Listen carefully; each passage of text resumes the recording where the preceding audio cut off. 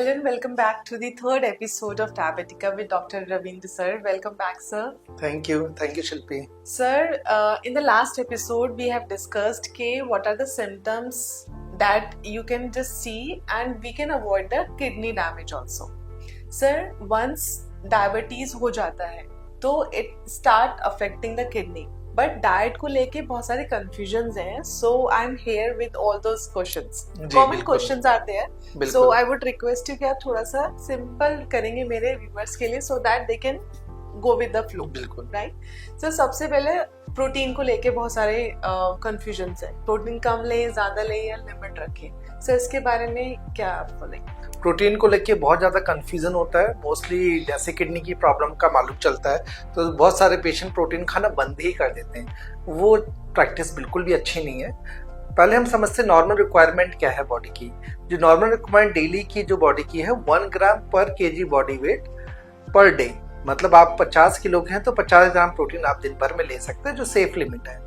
जब आपको किडनी की प्रॉब्लम हो जाती है तो जब हम प्रोटीन लेते हैं वो कन्वर्ट होता है ब्लड यूरिया में और ये किडनी को एक्स्ट्रा बर्डन देता है क्लियर करने के लिए.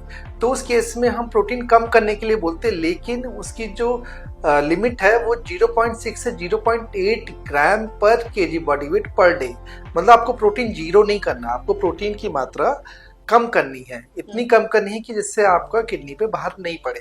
तो depending upon the stages, early stage में हम ज़्यादा प्रोटीन कम करने के लिए नहीं कहते. लेट स्टेजेस में जब पेशेंट डायलिसिस पे आ जाता है तो उल्टा हम प्रोटीन ज़्यादा लेने के लिए बोलते हैं, जिससे पेशेंट को वीकनेस ना आए, मसल मास लॉस ना हो. क्योंकि मोस्ट ऑफ दिस पेशेंट जब प्रोटीन लंबे टाइम तक कम लेते रहते हैं तो बहुत ज़्यादा कुपोषण का शिकार हो जाते हैं, बहुत मास लॉस हो जाता है उनका.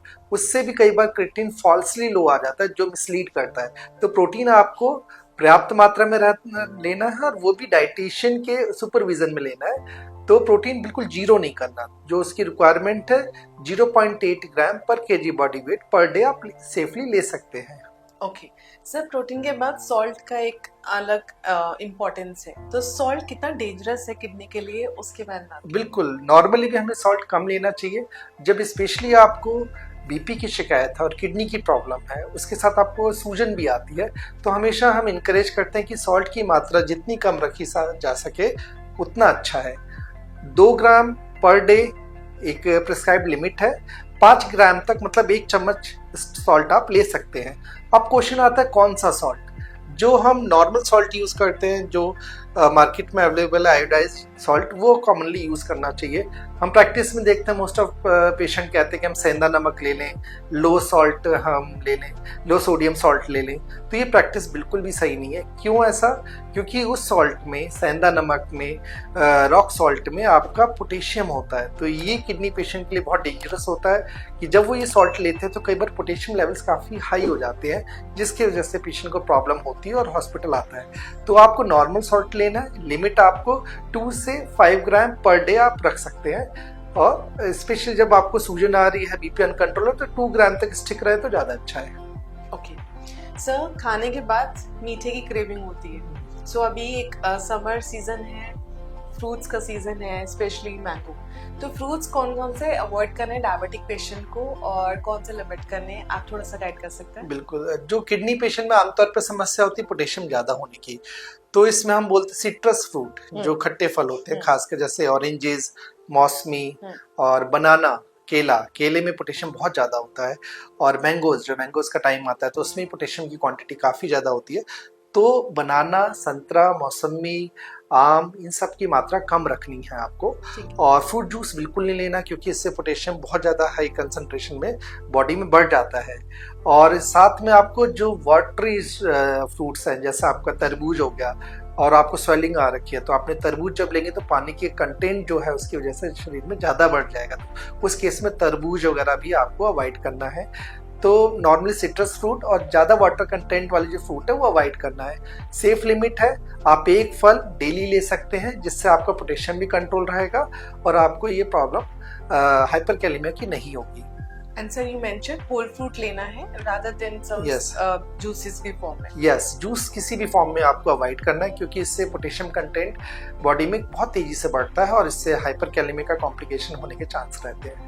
सर अनदर एक कोकोनट वाटर सबसे बोलते हैं कि बहुत हेल्दी है और उसके रोज रोज सुबह एक उठ के ले लेना है, ये रिस्की है या सेफ चल रहा है? नॉर्मली अगर आपकी किडनी फंक्शन ठीक है तो आप ले सकते हैं। डायबिटीज पेशेंट में हम अक्सर देखते हैं कि उनको लगता है कि जूस तो ले नहीं सकते, डॉक्टर साहब ने मना किया है, लेकिन कोकोनट वाटर ले लेते हैं। कोई वीकनेस लगती है, डिहाइड्रेशन लगता है, लूज मोशन होता है, तो ये कोकोनट वाटर लेने की एक यूजुअल प्रैक्टिस है जो सेफ नहीं है किडनी पेशेंट्स के लिए। तो किडनी पेशेंट के लिए क्यों सेफ नहीं है? वही सेम रिस्क, हाइपरकैलेमिया, पोटेशियम का ज्यादा होना। जब आपका जीएफआर काफी कम होता है तो पोटेशियम बढ़ने की संभावना काफी हाई रहती है। और जब आप कोकोनट वाटर लेते हैं, नारियल पानी, उसमें पोटेशियम कंटेंट वेरी हाई रहता है, तो एकदम आपका पोटेशियम ये तेजी से बढ़ा देता है, जिससे हाइपरकैलेमिया होता है। और इस हाइपरकैलेमिया से आपको बॉडी पेन, मसल एक, और आपका जो हार्ट रेट है वो डिप होने लगता है, और इससे एक कॉम्प्लिकेशन की वजह से आप हॉस्पिटल में आते हैं। तो आपको कोकोनट वाटर बिल्कुल नहीं लेना है। इवन कोकोनट का कोई भी फॉर्म, जैसे आपका गिरी है नारियल की या नारियल की चटनी है, तो ये सब आपको बिल्कुल अवॉइड करने हैं। सर पानी को लेके भी कुछ मुझे पूछना था कि पानी को लेके भी मुझे कुछ प्रिकॉशन लेने हैं या फिर मैं कितना भी ले सकते हैं डायबिटिक पेशेंट? अब पानी के दो क्वेश्चन है कि पानी कितना क्वांटिटी में लिया जाए और उसको कैसे डिसाइड किया जाए। तो उसके लिए डिसीजन के लिए आपको अपने थर्स्ट पे जाना है। अगर आपको फील हो रहा है कि मुझे प्यास लग रही है, तो उस हिसाब से बॉडी की रिक्वायरमेंट के हिसाब से आप ले सकते हैं। इसमें एनवायरमेंटल फैक्टर्स भी प्ले करते हैं, जैसे आप गर्मी में हैं, स्वेटिंग हो रही है, उस हिसाब से पानी का बैलेंस बनाए रखना है। लेकिन जो प्रैक्टिस है कि ज़्यादा पानी पीने की, कि 4-4, 5-5 लीटर आप पानी पी रहे हो, तो that is not very healthy practice. और जब आप किडनी की प्रॉब्लम होती है तो पानी का आपको बैलेंस बनाने की बहुत ज़रूरत है। जैसे खासकर जब आपको पैरों में सूजन आती है, आपके चेहरे पे सूजन आ रही है और काफ़ी ज़्यादा सूजन है और आप डायलिसिस पे हो, तो उस तरह के केसेस में हम बोलते हैं कि पानी का जो टोटल इनटेक आप 1 लीटर से ज़्यादा नहीं करेंगे। उसमें पानी नहीं, सिर्फ टोटल फ्लूइड इनटेक, मतलब चाय, दाल में पानी, दूध का पानी, सब लिक्विड जो फ्लूइड इनटेक है, इसको टोटल जो आपको लेना है, आपको 1 लीटर से ज़्यादा नहीं लेना, मैक्सिमम 1.5 लीटर तक। और आपको स्वेलिंग बहुत ज़्यादा होती है तो उसको और क्वांटिटी कम कर देनी, 1 लीटर से कम रखना है, जिससे आपको पानी भरने से, ब्रीदिंग प्रॉब्लम से बचाया जा सकता है। सर एक ये भी होता है कि कोई पेशेंट किसी और पेशेंट को बताते हैं मेरे डॉक्टर ने बताया तो तू भी फॉलो कर ले। हाँ, सो इट केस बिल्कुल डिफर हो सकता है। बिल्कुल। वन मोर पॉइंट, जब आपको किडनी स्टोन है उस पेशेंट में हम जरूर बोलते हैं कि आपको पानी प्रॉपर रखना है, मतलब डिहाइड्रेट नहीं होना है। जिम में जा रहे हैं, स्वेटिंग हो रही है, आप हाई प्रोटीन डाइट ले रहे हैं, तो उस केस में पानी की क्वांटिटी आप प्रॉपर रखेंगे। कितना पानी? 2.5 से 3 लीटर आप सेफली एक दिन में ले सकते हैं, जिससे आपका हाइड्रेशन इफेक्ट ना हो। सो एक बार कंसल्ट करिए डॉक्टर को रादर देन किसी और की इंफॉर्मेशन को फॉलो करना। Yes, very true. सर ये प्रोसेस फूड तो हमें बिल्कुल नहीं खाना है, बट कुछ ऐसे पेशेंट मैंने देखे हैं, मेरी बुआ जी, मैं आपको बता देती हूँ, 1-2 चिप्स खुला तो 1-2 खा ले, क्या फर्क पड़ता है सर इससे? क्योंकि इसमें सॉल्ट तो ऑलरेडी बहुत ज्यादा है। Yes, you very true. इससे कुछ फर्क पड़ेगा 1-2 चिप्स से? जो बिल्कुल फर्क पड़ता है, क्योंकि जो प्रोसेस फूड होता है, जब हम किसी चीज को प्रोसेस करते हैं, स्टोर लाइफ हम बढ़ाना चाहते हैं, तो उसमें सॉल्ट ऐड करते हैं, और ये हिडन सोर्स है सॉल्ट के। तो जब आप ऐसी चीजें लेते हैं तो जो आपको नॉर्मल रिक्वायरमेंट नहीं है सॉल्ट की, वो एकदम तेजी से बढ़ जाती है शरीर में। उसकी वजह से आपको बीपी बढ़ना, स्वेलिंग होना, ये सब प्रॉब्लम होती है।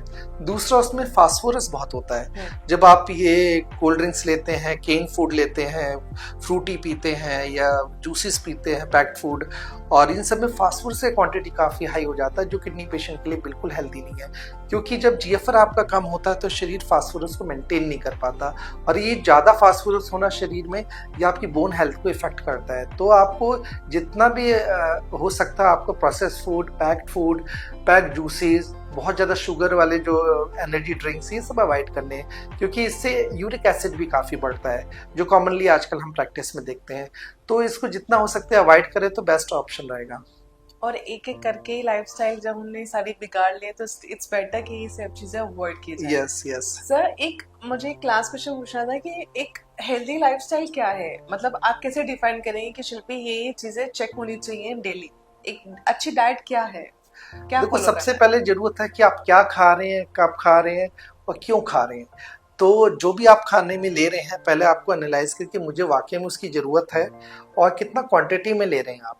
क्योंकि टाइमिंग इज वेरी इंपॉर्टेंट। जब आपको बॉडी को जरूरत लग रही है कि आपको खाना खाना है, उसी टाइम पे आप खाना खाइए। सबसे इंपॉर्टेंट बात, उसका एक बैलेंस बनाइए कि आप लेट नाइट अगर खाएंगे, खाना खाए और तुरंत सो गए, तो इससे मेटाबॉलिज्म पे इफेक्ट पड़ता है। अगर आप कम भी खा रहे हैं तो भी आपका मेटाबॉलिज्म स्लो होने की वजह से आपको जीआई सिस्टम, कॉन्स्टिपेशन, डायरिया, ये सब प्रॉब्लम होती है और आपका वेट भी काफ़ी बढ़ता है। तो आपका डाइट, आप क्या खा रही हैं, हम सबको पता, और वो timing is also very important. जो हमें नहीं पता होता, कभी भी हमारा मन होता, हम जो मिलता है हम वो खा लेते हैं। तो वो सब चीज़ों का बहुत ध्यान रखना, टाइमिंग और क्वांटिटी और कंटेंट का, तो जिससे कि ये काफ़ी इजीली मैनेज किया जा सकता है और काफ़ी लाइफस्टाइल प्रॉब्लम से, ये बेसिकली ओबेसिटी से बचा जा सकता है। सर, आपकी इन्फॉर्मेशन जो भी व्यूअर्स सुन रहे हैं, और आप इनको थोड़ा फॉलो करके किडनी डैमेज को थोड़ा स्लो डाउन कर सकते हैं। आपके अगर कुछ क्वेश्चंस एंड क्वेरीज हैं तो आप मुझे कमेंट में शेयर कर सकते हैं। टीम डॉक्टर की और मैं ट्राई करेंगे उन सबका रिप्लाई करने के लिए। एंड इफ़ इन केस आपको कोई भी कंसल्टेशन चाहिए तो मैं आपको address and with phone number sir का प्रोवाइड कर दूँगी। इट्स बेटर एक बार एक स्पेशलिस्ट से पूछ लिया जाए रादर देन एक ब्लाइंड कोई भी डाइट फॉलो करने से अच्छा, राइट सर? बिल्कुल, यस यस, वेरी ट्रू। कि आजकल सोशल मीडिया पे इतनी जानकारी है और बिना वो कोई प्रूवन इफेक्ट्स, मतलब फैक्ट्स के हैं, राइट। क्योंकि उसमें कई चीज़ों को नहीं मालूम होता, आप उसी ट्रेंड को देखते आ रहे हैं, उसी बातों को आप बिलीव कर लेते हो और वही चीज़ें फॉलो करना स्टार्ट कर देते हैं। तो सबसे इम्पोर्टेंट है कि जो इसके एक्सपर्ट हैं, तो आप उनसे बेशक एक टाइम निकाल के सलाह ले लीजिए, तो आपके काफ़ी डाउट्स क्लियर हो जाएंगे।